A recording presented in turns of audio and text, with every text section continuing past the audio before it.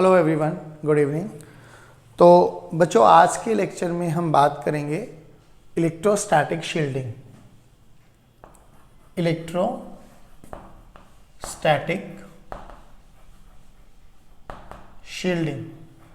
अच्छा बच्चों, अगर मैं इससे पहले के बारे में बात करूं तो इससे पहले हम लोगों ने बात की थी नॉन कंडक्टिंग कैविटी के बारे में।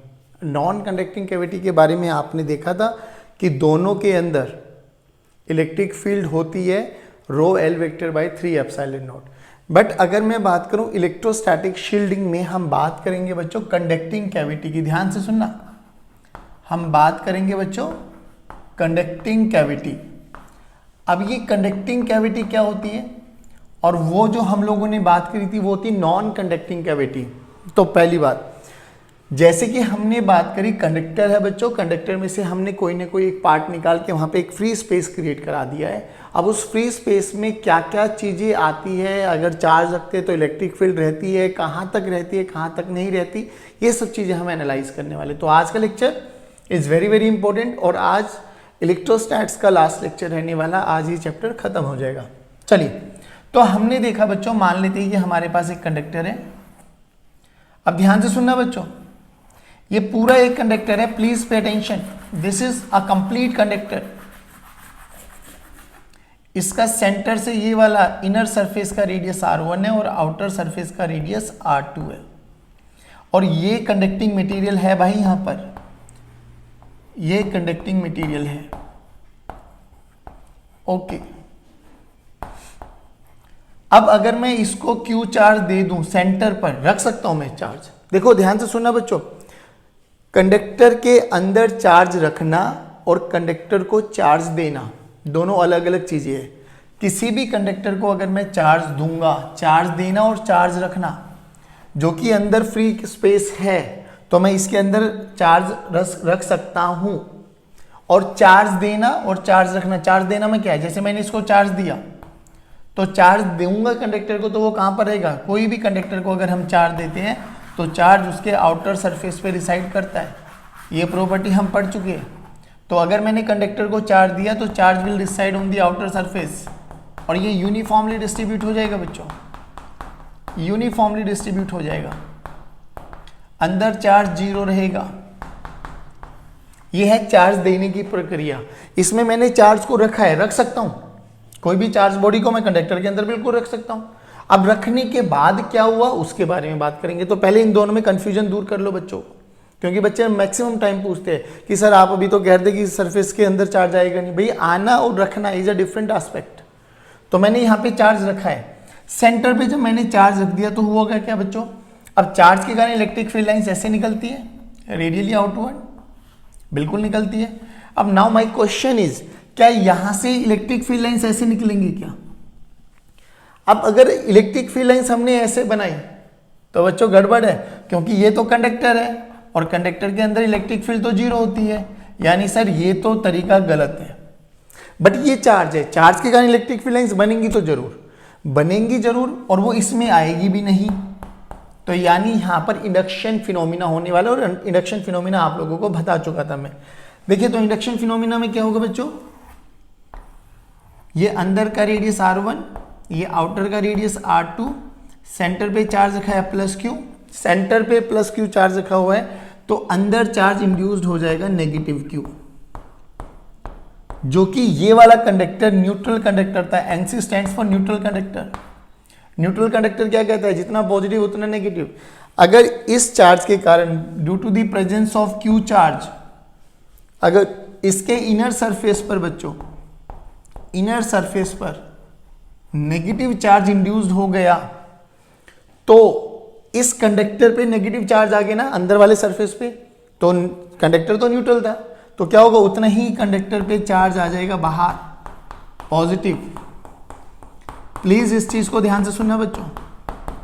तो ये क्यू चार्ज आ गया। अब थोड़ा सा इसको ब्रीफली एनालाइज करो, समराइज करो।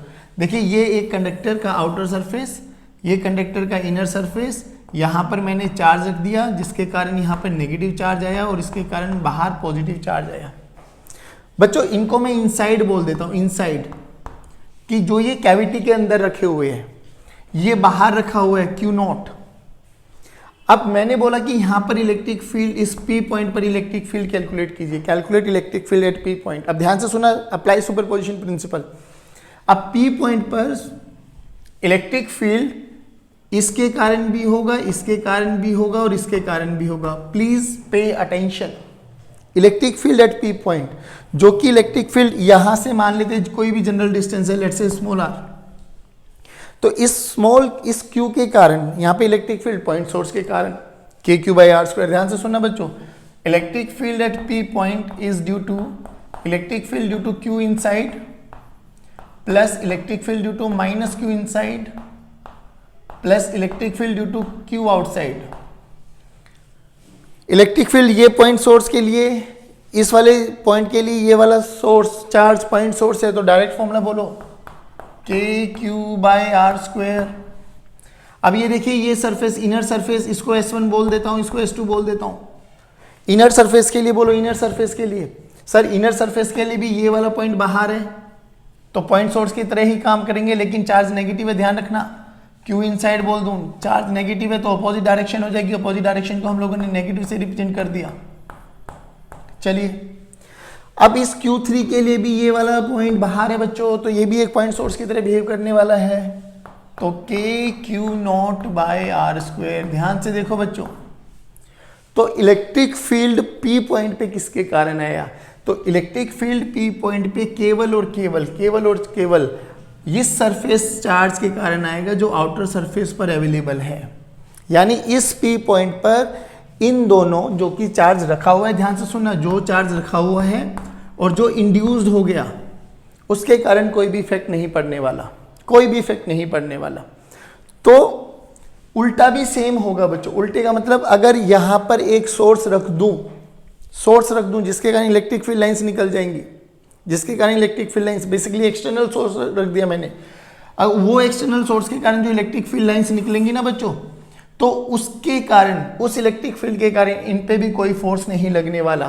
देखो, इन दोनों चार्जेस की प्रेजेंस से इस पे इलेक्ट्रिक फील्ड 0, तो अगर यहां पर कोई सोर्स रख दिया जिसके कारण इलेक्ट्रिक फील्ड होगा, उसके कारण भी इन पर फोर्स 0। इस मेथड को बोलते हैं हम इलेक्ट्रोस्टैटिक शील्डिंग। शील्डिंग का मतलब होता है प्रोटेक्ट करना अपने आप को। बेसिकली हमें करना क्या होता है बच्चों, हमें, जो हमारे पास है ना, बहुत सारी डेलिकेटेड डिवाइसेस होती है जो इलेक्ट्रिक फील्ड के इन्फ्लुएंस में आके ना खराब हो सकती है, तो हम ऐसी डिवाइसेस को ना एक कंडक्टर के अंदर रख देते हैं। कंडक्टर के अंदर इलेक्ट्रिक फील्ड 0 होती है। चलिए अभी थोड़ा और डेमोन्स्ट्रेशन करता हूँ। पहले बताइए, क्या इतना कॉन्सेप्ट समझ में आया कि अगर कंडक्टर के बाहर, सुनना ध्यान से, अगर कंडक्टर के बाहर कोई भी चार्ज, कोई भी पॉइंट है, तो उस पॉइंट पर इफेक्ट केवल और केवल आउटर सरफेस का होने वाला है। Q जो हमने चार्ज रखा है और जिसके कारण इंड्यूस्ड हुआ है, उसके कारण इलेक्ट्रिक फील्ड का कोई भी रोल नहीं आने वाला। जल्दी बताइए, इतना समझ में आया बच्चों? तो बच्चों, हमने यहाँ से क्या एनालाइज किया, हमने ये एनालाइज किया कि किसी भी कंडक्टर को अगर उसके अंदर चार्ज रखते हैं, ध्यान से सुनना बच्चों, सेंटर पे अगर हम चार्ज रख दें, तो जो ये इंड्यूस्ड चार्ज है, Q इंड्यूस्ड, इनर सरफेस वाले चार्ज, ध्यान से सुनना, इनर सरफेस वाले चार्ज अपने आप को ऐसे अरेंज करेंगे, जो ये Q नेगेटिव चार्ज इंड्यूस हुआ है, ये ऐसे अरेंज करेंगे कि इनके कारण जो रखा हुआ है और जो इंड्यूस्ड हुआ है, आउटसाइड द इनर सरफेस, ये वाला इनर सरफेस है बच्चों, this is inner surface, outside the inner surface, यहां से लेके इंफिनिटी तक इलेक्ट्रिक फील्ड 0 होगा due to Q placed in the cavity plus Q induced in the inner surface of the conductor। ध्यान से सुना बच्चों, यानी इनके कारण इलेक्ट्रिक फील्ड लाइंस बच्चों यहां से स्टार्ट होंगी और यहां पर terminate. Electric field lines originate और terminate perpendicular to the surface of conductor. ये खत्म।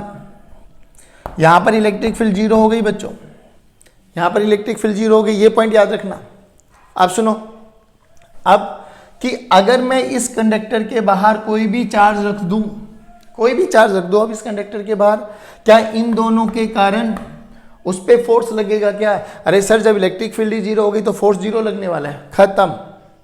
अब बात ये आती है कि इसी कंडक्टर को अगर मैं इलेक्ट्रिक फील्ड में रख दूं तो क्या होगा? देखो ध्यान से, अगर मैं इसी कंडक्टर को इलेक्ट्रिक फील्ड में रख दूं तो क्या होगा बच्चों?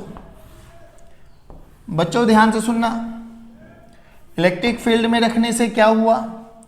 तो जो ये प्लस क्यू चार्ज था और ये माइनस क्यू चार्ज था, ये तो ऑलरेडी असेंबल्ड हो चुके हैं इन सच अ फैशन कि इनर सरफेस के बाहर इलेक्ट्रिक फील्ड जीरो होनी चाहिए।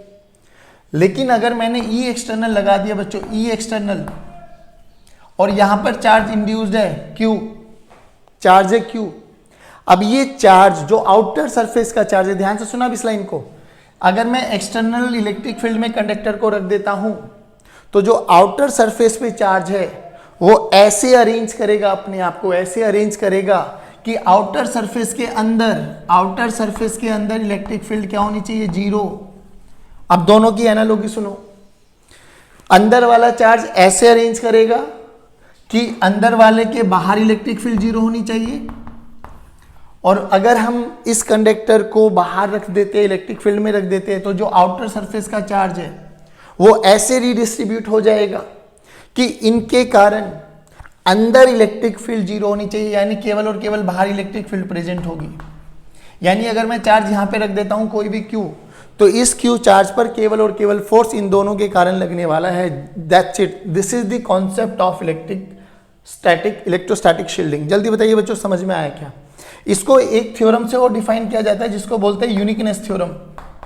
हालांकि not in your syllabus, but अच्छी जब आप हायर लेवल पे जाते हो तो यूनिकनेस थ्योरम यही कहती है कि ये चार्जेस का डिस्ट्रीब्यूशन ऐसे होता है कि बाहर इलेक्ट्रिक फील्ड जीरो, चार्जेस का डिस्ट्रीब्यूशन ऐसे होता है कि अंदर इलेक्ट्रिक फील्ड जीरो, यानी अंदर केवल ये वाले फोर्स का ही इंपैक्ट जाने वाला है और बाहर केवल आउटर सरफेस का इफेक्ट जाने वाला है। यानी अगर मेरे पास मान लो ये कोई भी एक डिवाइस है, डेलिकेट डिवाइस, जो कि इलेक्ट्रिक फील्ड में रखने से ये खराब हो सकती है, तो हम लोग क्या करते हैं बच्चों, इसको एक कंडक्टर के अंदर रख देते हैं। अब बाहर इलेक्ट्रिक फील्ड है, कंडक्टर के अंदर रख दिया तो कंडक्टर के अंदर बाहर इलेक्ट्रिक फील्ड का इंपैक्ट जीरो, तो ये सेफ रहती है। सेम ऐसे ही हमारे पास रीजन आता है कि जब थंडरिंग होती है, लाइट गड़गड़ाती है आसमान में और कई बार गिर भी जाती है और बहुत नुकसान भी करती है, तो बोला जाता है कि अगर आपके पास एक कार है और एक पेड़ है और लाइट कड़कड़ा रही है आपके पास और कोई ऑप्शन नहीं है आपके पास, तो आपके लिए सबसे बेटर जगह होती है कि आप किसी भी कंडक्टर के अंदर बैठ जाओ। कंडक्टर बेसिकली कार के अंदर बैठ जाओ, कार बेसिकली कंडक्टर है। अगर उस पर थंडरिंग होती है, लाइट गिर भी जाती है, तो सारी की सारी लाइट बेसिकली अब एक्सटर्नल सोर्स की तरह काम करने वाली है और आप कंडक्टर के अंदर बैठ गए हो तो आप पे कोई भी इफेक्ट नहीं होने वाला, यानी यू आर सेफ। जल्दी बताइए बच्चों, क्या इलेक्ट्रोस्टैटिक शील्डिंग का मतलब समझ में आया आप लोगों को? देखिए जेई ने एक बार क्या क्वेश्चन पूछा कि ये मेरे पास एक कंडक्टर है बच्चों, और आप कॉमन सेंस से भी एनालाइज कर सकते हो, कोई बड़ी बात नहीं है। सेम कंडक्टर, ये बच्चों यहां पर आपके पास कंडक्टिंग मटेरियल भरा हुआ है। बेसिकली मैं इसको बोलूं तो थिक होलो कंडक्टर बोल सकता हूं। ये भी मेरे पास एक थिक होलो कंडक्टर है, ठीक है। चलिए, इसमें चार्ज जो है सेंटर पे रखा है, बिल्कुल सेंटर पर। इसमें सेंटर से यहां पर रख दिया चार्ज, ठीक है। बोला गया draw the electric field lines, draw the electric field lines. अब हमें एक चीज तो समझ में आती है बच्चों कि सर ने अभी बताया था इलेक्ट्रोस्टैटिक शील्डिंग का कॉन्सेप्ट कि जो क्यू इंड्यूस्ड होगा वो ऐसे अरेंज करेगा कि उनके कारण, इन दोनों के कारण, जो रखा हुआ है और जो इंड्यूस्ड होगा, आउटर सरफेस मतलब इनर सरफेस के बाहर इलेक्ट्रिक फील्ड जीरो होनी चाहिए। और जो कि ये सेंटर पे रखा हुआ है तो ये यूनिफॉर्मली डिस्ट्रीब्यूट हो जाएगा बच्चों, यूनिफॉर्मली डिस्ट्रीब्यूट हो जाएगा, यानी electric field lines perpendicular terminate करने वाली है ऐसे कुछ। जितना अंदर नेगेटिव चार्ज आएगा उतना ही बाहर पॉजिटिव चार्ज इंड्यूस हो जाएगा बच्चों। तो इलेक्ट्रिक फील्ड लाइंस अपन बना सकते हैं, कोई बड़ी बात नहीं है। तो इलेक्ट्रिक फील्ड लाइंस ऐसे बन गई हमारे पास सिंपली, ठीक है ना। ये इलेक्ट्रिक फील्ड लाइंस हम लोगों ने बना दी। चलिए अब इसमें बोला गया कि इलेक्ट्रिक फील्ड लाइंस मतलब जो चार्ज रखा हुआ है वो सेंटर से थोड़ा दूरी पर है, तो ऑब्वियसली भैया सेंटर से दूरी पर है। अभी भी ध्यान से देखो क्या बोला गया, चार्ज ऐसे रिडिस्ट्रीब्यूट होगा कि दोनों इसके कारण और इंड्यूस के कारण इस सरफेस के बाहर इलेक्ट्रिक फील्ड जीरो होना चाहिए, बट चार्ज अब सेंटर पे नहीं है बच्चों, तो नॉन यूनिफॉर्म डिस्ट्रीब्यूशन हो जाएगा, यहां पर कम और इसके पास में ज्यादा, इंडक्शन फिनोमिना। तो इलेक्ट्रिक फील्ड लाइंस यहां से ऐसे निकलने वाली है, देखो यहां पे डायग्राम देखना बच्चों,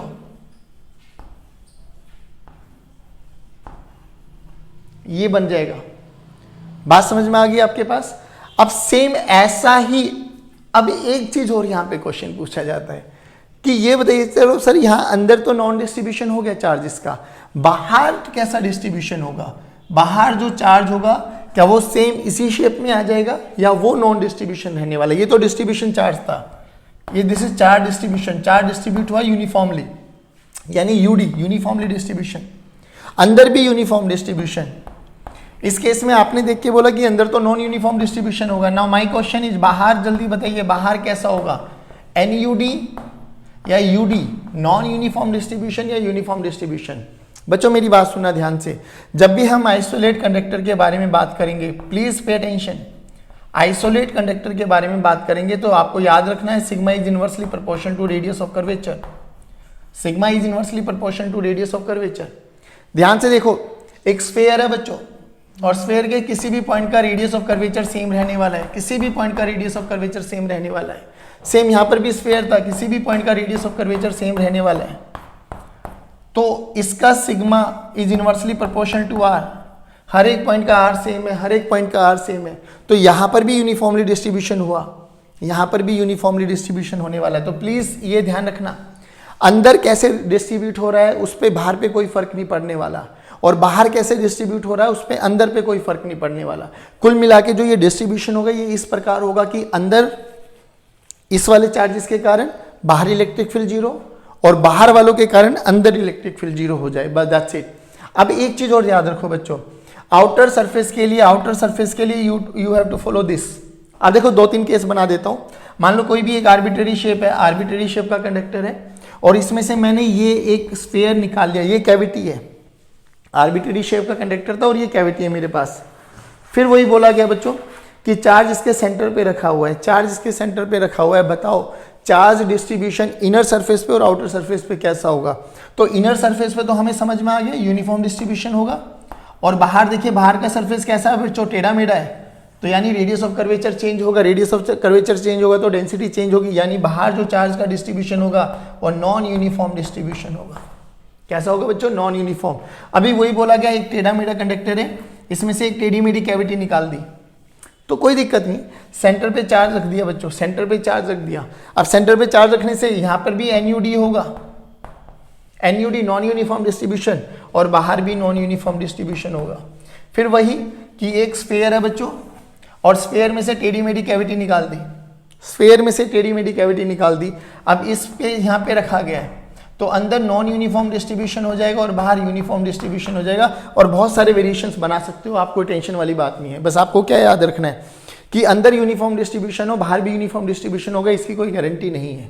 बाहर डिस्ट्रीब्यूशन होना केवल और केवल R inverse sigma inversely proportional to R के डिपेंड करता है, और अंदर का आप देख सकते हो कि चार्ज कहाँ पे रखा हुआ है, सेंटर पे रखा होगा और एक अच्छी शेप होगी, प्रॉपर शेप होगी तो यूनिफॉर्मली डिस्ट्रीब्यूट हो जाएगा, और शेप नहीं होगी प्रॉपर तो नॉन यूनिफॉर्म डिस्ट्रीब्यूट हो जाएगा। जल्दी बताइए बच्चों, क्या ये uniform distribution non uniform distribution का कॉन्सेप्ट समझ में आया आप लोगों को? अब बात करेंगे जब हम दो कंडक्टर्स को आपस में कनेक्ट कर देते हैं तो चार्जेस का फ्लो होता है, कैसे क्वेश्चंस बनते हैं, बहुत बेसिक है, सुनना ध्यान से। उसको समझाने से पहले मैं एक चीज समझाता हूँ। मान लो ये हमारे पास एक पानी की बोतल है, h हाइट, और ये एक कंटेनर है हमारे पास, ये h1 मान लेता हूं और इसकी हाइट h2 मान लेता हूं, ठीक है बच्चों। दोनों में पानी भरा हुआ है बच्चों।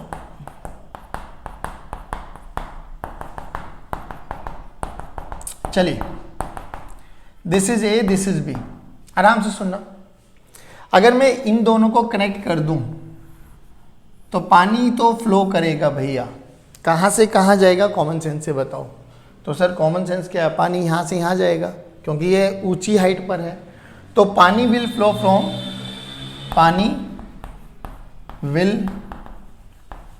From A to B. Simple सी फंडा है बच्चों। यहां पे पानी को रिप्लेस कर दो चार्ज से, पानी को रिप्लेस कर दो चार्ज से, ठीक है, और हाइट को रिप्लेस कर दो पोटेंशियल से, हाइट को रिप्लेस कर दो बच्चों पोटेंशियल से। यानी अगर हम चार्ज की टर्म्स में बात करें तो चार्ज कहां से कहां फ्लो करता है बच्चों? चार्ज हमेशा पॉजिटिव के बारे में बात कर रहा हूं बच्चों, वैसे इलेक्ट्रॉन्स दौड़ते हैं, बट हम अपनी कन्वीनियंसी के अकॉर्डिंग मान लेते हैं कि पॉजिटिव चार्ज भग रही है, तो हम लोग मान के चलेंगे कि पॉजिटिव चार्ज हमेशा हाइयर पोटेंशियल से लोअर पोटेंशियल की तरफ जाती है। ध्यान से सुनना। अब हम बात करते हैं कि दो कंडक्टर्स को अगर हम कनेक्ट कर दे तो कनेक्शन करने के दो तरीके बच्चों। दो कंडक्टर, एक कंडक्टर ये लिया और एक कंडक्टर ये लिया और they are very far away.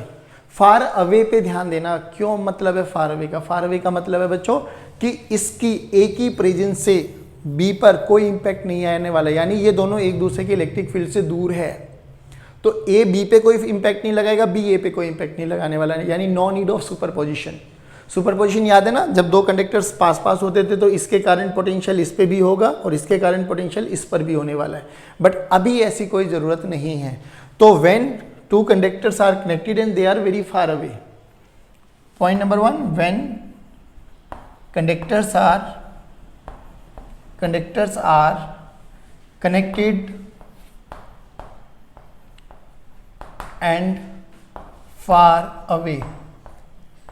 बच्चों देखना ध्यान से, मैंने एक कंडक्टर ले लिया, आप बहुत सारे क्वेश्चंस अपने घर बैठ के बना सकते हो, हमें कोई टेंशन वाली बात नहीं है। रेडियस आर मान लो, क्यू चार्ज मान लो, यहाँ पर ये कंडक्टर मान लेते हैं ए, यहाँ पर एक कंडक्टर है बच्चों जिसका रेडियस 2r है और इस पर चार्ज 2q है, या इस पे रेडियस मान लेते हैं 3q चार्ज मान लेते हैं, ठीक है बच्चों, 3q चार्ज। तो ये ए है, ये बी है बच्चों, हमने इन दोनों को ना एक वायर से कनेक्ट कर दिया बच्चों। This is the symbol off switch. जब तक ये स्विच प्लस मतलब ऑफ नहीं करेंगे, क्लोज नहीं करेंगे, चार्ज फ्लो नहीं करने वाले। अब बात ये आई कि सर जो कि दोनों दूर दूर है, undoubtedly there is no need of superposition, तो अब बात ये आती है कि सर अब कैसे करें। तो बच्चों सिंपली क्या करो, ए का पोटेंशियल देख लो, बी का पोटेंशियल देख लो। तो पोटेंशियल एट ए की बारे में बात करूँ तो देखो पोटेंशियल एट ए कितना हो गया बच्चों, KQ/R। सिंपल, पोटेंशियल एट ए कितना हो गया बच्चों, KQ/R। पोटेंशियल एट बी कितना आ गया बच्चों, 3KQ/2R, 3KQ/2R। दोनों में देखो बच्चों ये इसका पोटेंशियल ज़्यादा है, ये 1.5 KQ/R है, वो KQ/R है। तो हमें इतना समझ में आ गया कि potential at B is higher than potential at A. तो बी का पोटेंशियल हायर है ए के कंपैरिजन में। तो चार्ज कहाँ से कहाँ चलेगा बच्चों, यहाँ से यहाँ चलेगा। ध्यान से सुनना, कब तक चलेगा? ये पानी दौड़ा कब तक दौड़ा? सर जब तक दोनों की हाइट सेम नहीं हो जाती। दोनों की हाइट का मतलब दोनों का पोटेंशियल सेम नहीं हो जाता है, ऐसी सिचुएशन को बोलते हैं हम स्टेडी स्टेट। यानी charge will flow from higher potential to lower potential until दोनों का पोटेंशियल सेम ना हो जाए, खत्म, जब तक फ्लो करता रहेगा। तो अब सिंपल सी सिचुएशन क्या बन गई बच्चों हमारे पास, देखो कि यहां से चार्ज आया है, मान लो क्यू चार्ज। अब क्यू चार्ज अगर उसमें से आ गया है तो बचा कितना भाई, 3Q था, क्यू चला गया तो 3Q माइनस क्यू बचा, 3Q माइनस क्यू, ये नया चार्ज बचा। इस पे कितना चार्ज था बच्चों, Q आया है, स्मॉल q, तो इसमें नया चार्ज कितना आ गया बच्चों, Q प्लस Q। और ये फ्लो जब तक पॉसिबल है, जब तक दोनों का पोटेंशियल सेम नहीं हो जाता। तो अभी मान लेता हूं कि इसका नया पोटेंशियल VA डैश हो गया, इसका नया पोटेंशियल VB डैश हो गया। दोनों को इक्वेट करो बच्चों नई चार्ज के साथ, तो इसका नया पोटेंशियल कितना हो गया, K into Q, Q plus Q by R, this is equal to K into 3Q minus Q by, ये कितना था बच्चों हमारे पास 2R। देखो K ने कैंसिल आउट, R ने मारा, तो यहां से क्या आ गया बच्चों, 2Q plus 2Q, this is equal to 3Q minus Q। Solve कर लो बच्चों, इसको उधर लेके चले जाओ, तो ये कितना आ गया, माइनस Q, इधर आके उधर जाके ये हो गया माइनस 3Q। तो ये ने ये को मारा, Q की वैल्यू आ गई Q/3। बात समझ में आई बच्चों? तो जब ये Q/3 चार्ज ट्रांसफर हो जाएगा इसमें से और Q/3 इस पे आ जाएगा, तो जब दोनों का पोटेंशियल सेम हो जाएगा तो पूछा जाता है चार्ज फ्लो निकालो, तो चार्ज फ्लो निकाल दो ना, क्या बड़ी बात है। जल्दी बताइए क्या ये कॉन्सेप्ट समझ में आया कि जब भी हम दो कंडक्टर्स को कनेक्ट करेंगे तो इनिशियली आपको ये चेक करना है कि किसका पोटेंशियल ज़्यादा है, दैट्स इट। जिसका पोटेंशियल ज़्यादा होगा वहाँ से चार्ज को दौड़ा दो। कितना दौड़ाए हमें नहीं पता, बट इतना समझ में आता है चार्ज जब तक दौड़ेगा जब तक दोनों का पोटेंशियल सेम नहीं हो जाता। तो बस नए वाले पोटेंशियल को बराबर रख दो, खत्म। जल्दी बताइए बच्चों, क्या ये चीज़ें समझ में आई? आओ बच्चों, again a very important topic, concept of earthing. अब बहुत बच्चों को ये अर्थिंग का कॉन्सेप्ट पता है, नहीं भी पता तो उन्होंने सुना जरूर है कि अर्थिंग का मतलब क्या होता है। याद करो, आप लोगों ने घर में स्विचेस देखे होंगे, तो रियलिटी में हमारे स्विच में 3 पिन प्लग होता है ना, और 3 पिन प्लग में हम देखते हैं कि बेसिकली कुछ ऐसा डायग्राम बनता है, एक यहाँ पर पिन होती है, एक ये पिन होती है और एक ये पिन होती है। तो बेसिकली जो ये वाली पिन होती है इसको बोलते हैं हम न्यूट्रल। एक इसमें एक होता है मेल, एक होता है फीमेल, ठीक है बच्चों। अच्छा, अब हमारे पास 2 टाइप की डिवाइसेस होते हैं, one is electronics and second one is electrical.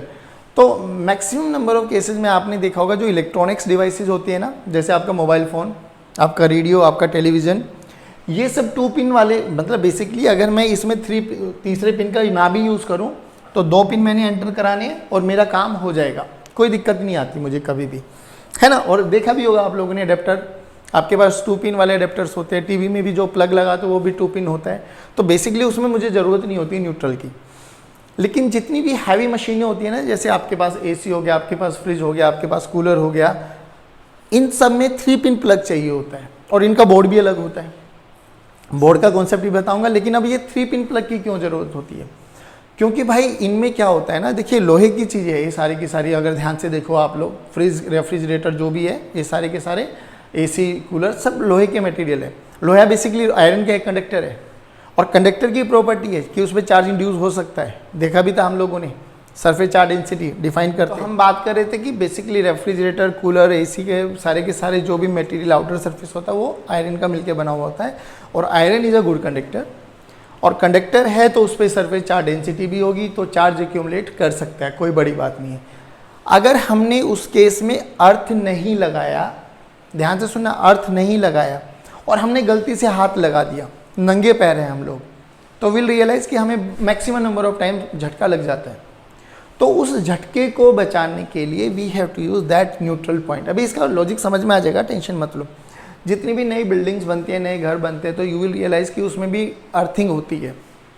ऊपर छत से एक छोटी सी पॉइंटेड ऑब्जेक्ट पे ना एक वायर लगा देते हैं और उस वायर को अर्थ कर देते हैं, गड्ढा दबा के ना गड्ढे में दाब देते हैं, कि गलती से अगर कहीं पर भी आपके पास लाइटनिंग आ जाए, लाइटनिंग हो जाए और वो आपके घर पर गिर जाए, तो उसको घर पे कोई इफेक्ट ना आएगा। जितने भी इलेक्ट्रिकल डिवाइसेस आपके घर है, जो भी इलेक्ट्रिक फील्ड से ख़राब हो सकते हैं, वो सभी की सभी प्रोटेक्ट हो जाती है। दैट्स वाई हम लोग ये अर्थिंग का कॉन्सेप्ट यूज़ करते हैं।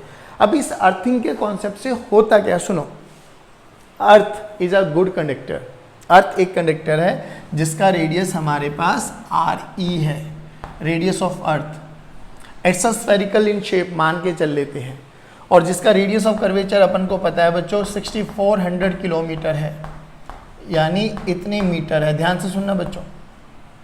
अब क्या होता है, जब भी मैं एक कंडक्टर उठाया, मैंने एक कंडक्टर उठाया बच्चों, इस कंडक्टर का रेडियस R है और ये मेरे पास अर्थ है बच्चों, ठीक है।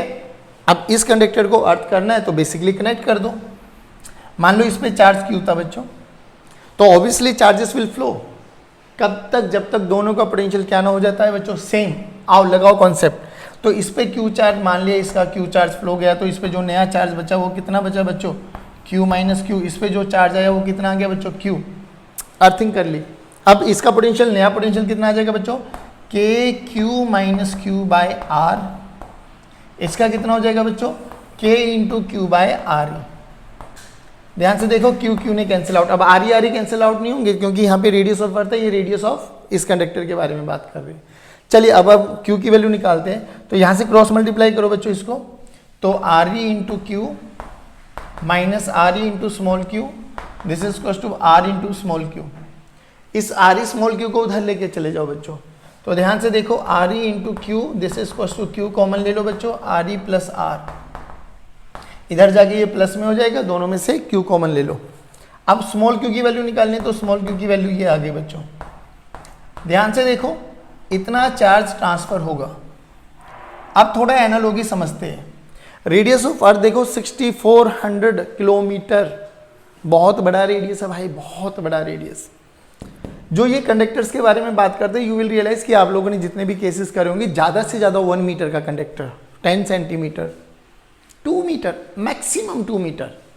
तो ये देखिए ये 2 मीटर, आर की वैल्यू 2 मीटर, वो आर की वैल्यू देखो 1, 10, 100,000, 10,000, लाख, 10 लाख, 64 लाख मीटर। तो कोई कंपैरिजन है ही नहीं सर। तो मैं लिख सकता हूं R E is greater than R. बहुत बड़ा होता है बच्चों आर। तो अगर आर बहुत बड़ा है, R E is greater than R बच्चों, तो मैं कह सकता हूं आर को अप्रॉक्सीमेटली 0 पुट कर दो, पुट करो 0। तो जो छोटे क्यू की वैल्यू आई देखो बच्चों वो कितनी है, Q into R E divided by R E ने आर ई को मारा तो क्यू की वैल्यू आ गई कैपिटल क्यू। अरे वाह, ये क्या हुआ, यानी हमने देखा कि जब भी हम एक कंडक्टर को अर्थ के साथ कनेक्ट करेंगे, दिस इज अर्थ, तो उसका सारा का सारा चार्ज ट्रांसफर हो जाता है, सारा का सारा चार्ज ट्रांसफर हो जाता है। अब जो ये चार्ज होता है ये कितना होता है बच्चों, 10 माइक्रोकुलाम, 3 माइक्रोकुलाम, 6 माइक्रोकुलाम। सोचो ये चार्ज, रेडियस देखो। अब इसका पोटेंशियल देखो, अर्थ का पोटेंशियल कितना हो गया, अर्थ का पोटेंशियल देखिए, अर्थ का पोटेंशियल हो गया के क्यू बाई आर ई। अब बच्चों ये वैल्यू कितनी है, 1 microcoulomb, 2 microcoulomb, 3 microcoulomb, 10 microcoulomb. Micro है, माइक्रो यानी 10 की पावर -6। ये देखो 64 लाख, यानी ये टोटल वैल्यू अप्रॉक्सीमेटली कितनी हो जाएगी बच्चों, सेम। यानी potential of earth is approximately 0।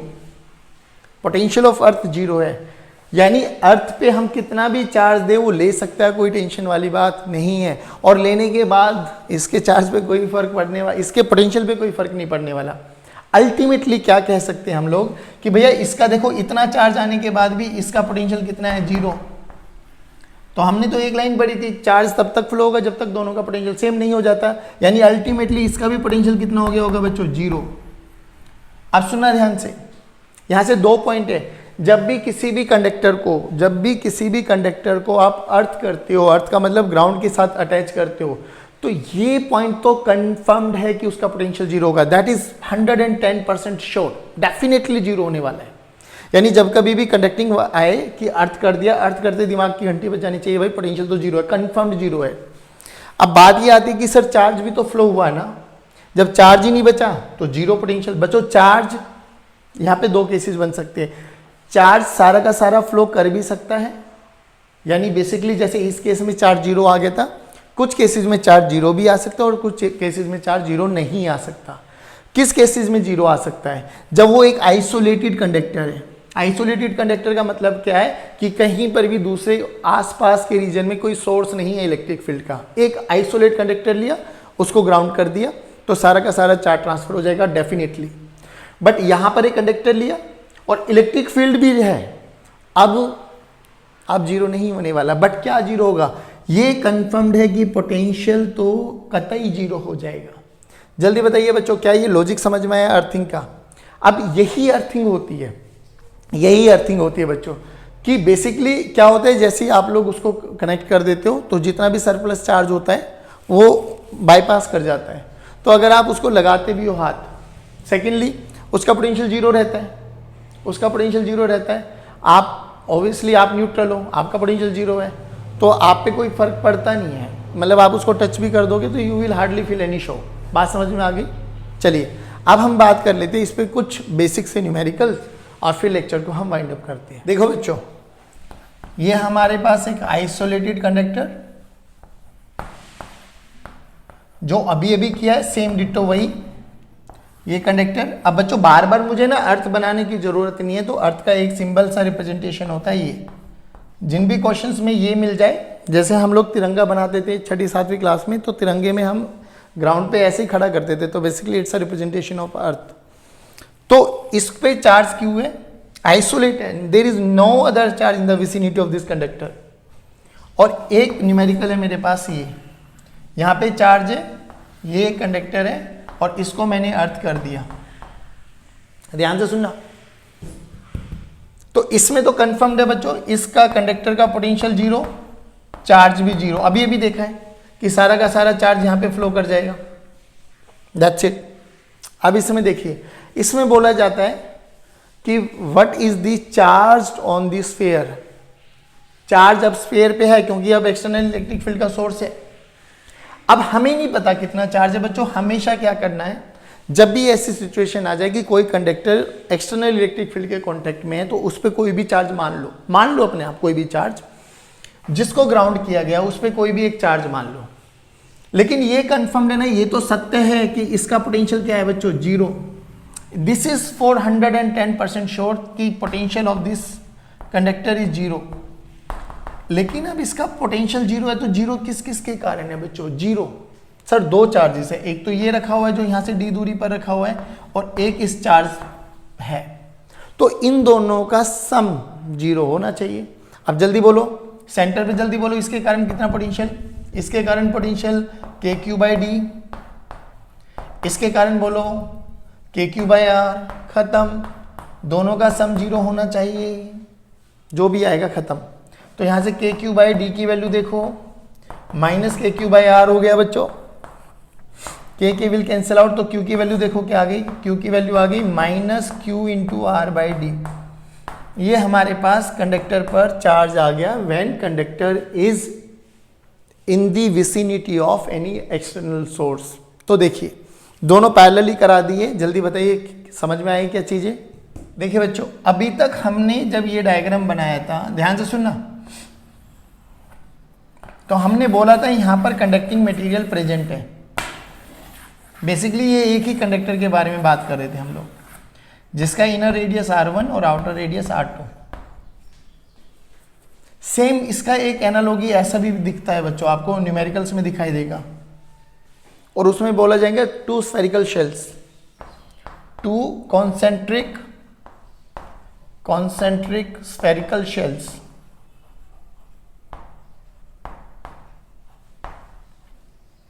ठीक है बच्चों। अब आपको एक चीज ध्यान रखना, दोनों सेम नहीं है, क्योंकि ये कंडक्टिंग है, ये देखो इसके बीच में there is no conducting material, दोनों के बीच में कंडक्टिंग मटेरियल नहीं है। ध्यान से सुनना, दोनों के बीच में कंडक्टिंग मटेरियल नहीं है। यहां पे Q चार्ज देते थे, इनर पे माइनस Q आता था, इंड्यूस हो गए प्लस Q जाता था। अब इसमें देखिए ये और ये बिल्कुल अलग अलग कंडक्टर्स है, अलग अलग कंडक्टर्स है बच्चों। मान लो इस यहां पे सेंटर पे चार्ज रख दिया Q, इस पे चार्ज दे दिया Q1 और इस पे चार्ज दे दिया Q2। अब तो ध्यान सुनना, these are net charge on S1, इसको सरफेस S1 बोल देता हूं, और दिस इज S2। तो ये इसके अपने अपने चार्जेस है S1 और S2। ठीक है बच्चों। अब किसी भी पॉइंट पर अगर मेरे से पूछा जाए, मान लो इनका रेडियस R1 मान लेते हैं और इसका रेडियस R2 मान लेते हैं, जल्दी बताओ A पॉइंट का पोटेंशियल। अब जो कि ये कॉन्सेंट्रिक है बच्चों, प्लीज पे अटेंशन, जो कि ये कॉन्सेंट्रिक है तो सुपरपोजिशन रोल में आएगा, क्योंकि इस पे इसका भी इन्फ्लुएंस होने वाला है, इस पे इसका भी इन्फ्लुएंस होने वाला है, इस पे भी इसका भी इन्फ्लुएंस होने वाला है। यानी इस पॉइंट ए पर अगर मैं बात करूं तो प्लीज मेक श्योर इन चीजों को ध्यान रखना। ए पॉइंट पर अगर मैं बात करूं तो ए पॉइंट पर तीनों के कारण इलेक्ट्रिक फील्ड होगी बच्चों, Q0, Q1, Q2। ए पॉइंट पर अगर हम बात करें, बाद में जो 0 होता है वो 0 हो जाएगा, जो बचेगा वो बचा लेंगे। ए पॉइंट पर अगर हम बात करें तो तीनों के कारण पोटेंशियल होगा बच्चों। चलिए जल्दी लिख के दिखाइए, पोटेंशियल एट ए।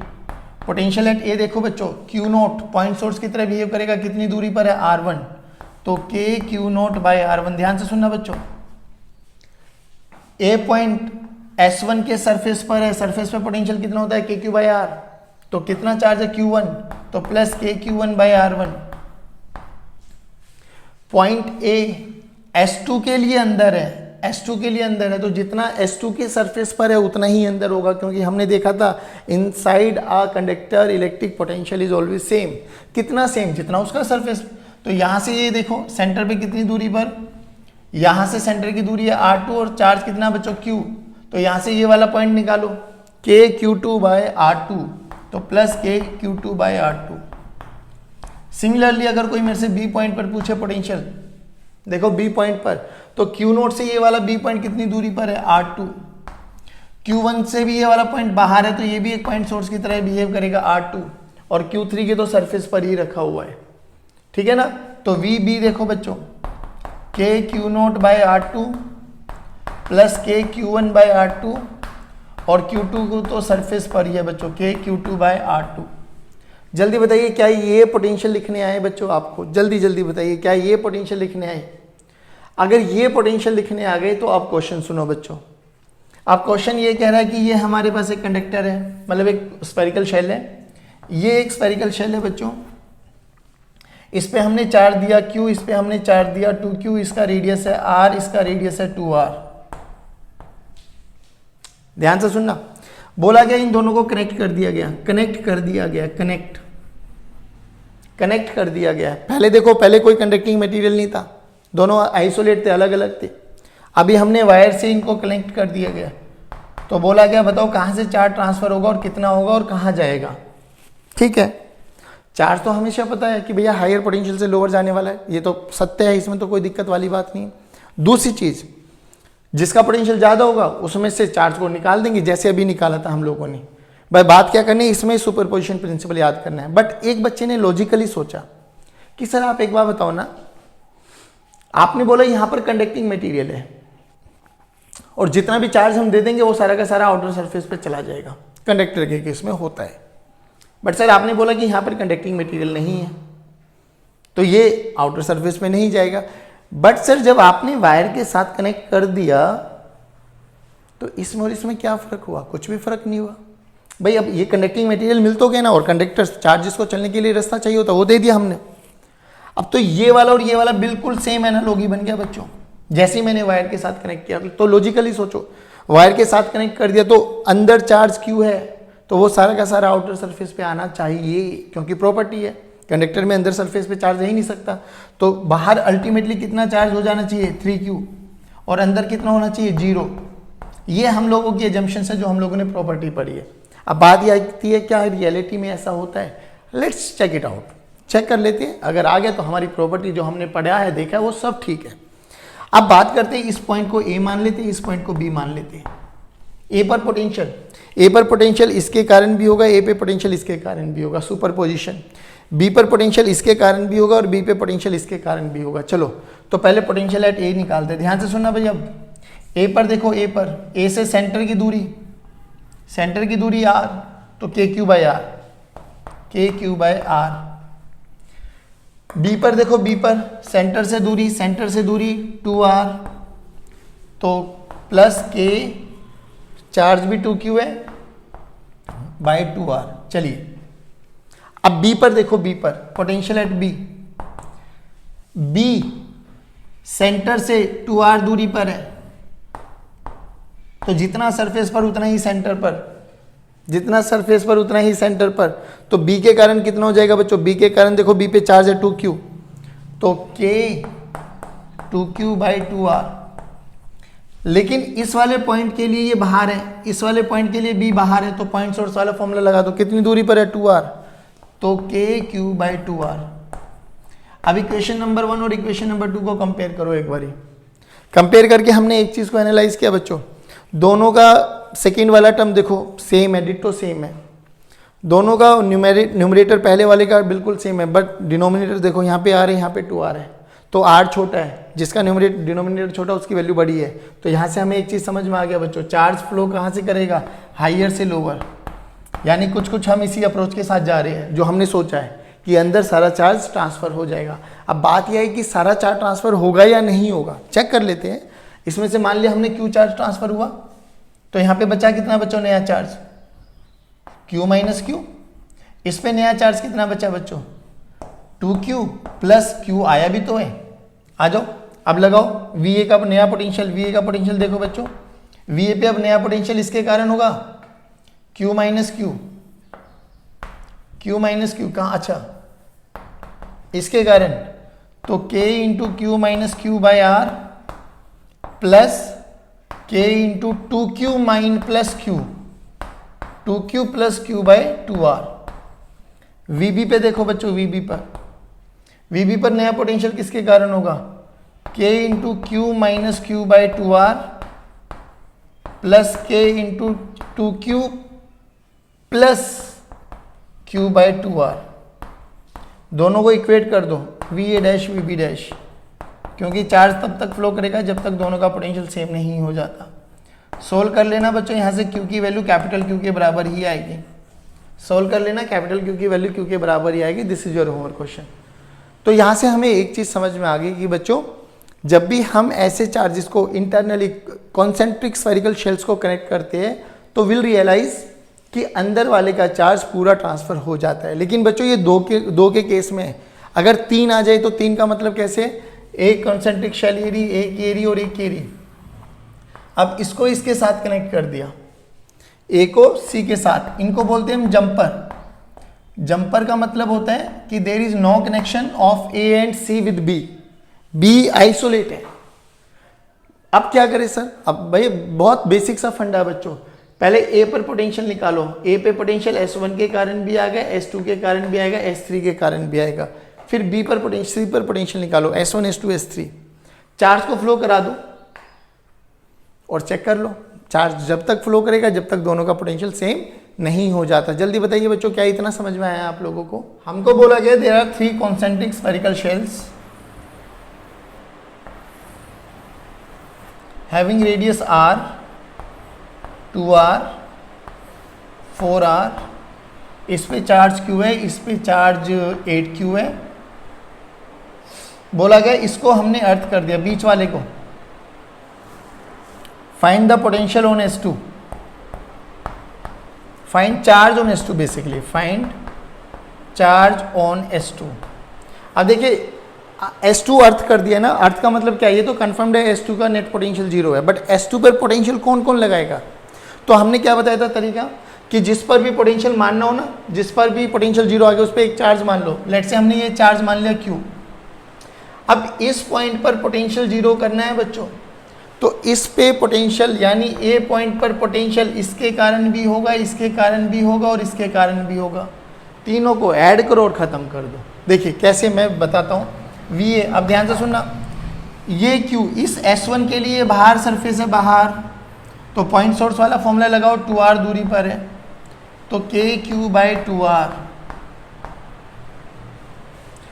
ये वाला पॉइंट सरफेस पर ही है तो सरफेस सेंटर से कितनी दूरी पर है, 2r, तो प्लस KQ/2r। ये वाले पॉइंट के लिए B पॉइंट, A पॉइंट अंदर है तो इसके सरफेस पे देखो, सरफेस कितनी दूरी पर है, 4r, चार्ज कितना है, 8q, तो K8q/4r। और इन तीनों का सम किसके बराबर होना चाहिए, 0, क्योंकि A जो है कंडक्टर है, अर्थ है भैया, अर्थ है, तो नेट चार्ज तो 0, नेट पोटेंशियल 0 होगा। अब देख लो K खत्म हो गया, R खत्म हो गया, तो यहाँ से क्या बचा, Q ये बचा Q/2 प्लस Q/2 प्लस इसने इसको मारा बच्चों, ये 2q बचा बस। This is equals to 0, 2 LCM ले लो, 2 एलसीएम ले लिया हमने, q plus 4q, this is equals to 0। इसको भी इधर लेके ख़त्म कर दो बच्चों।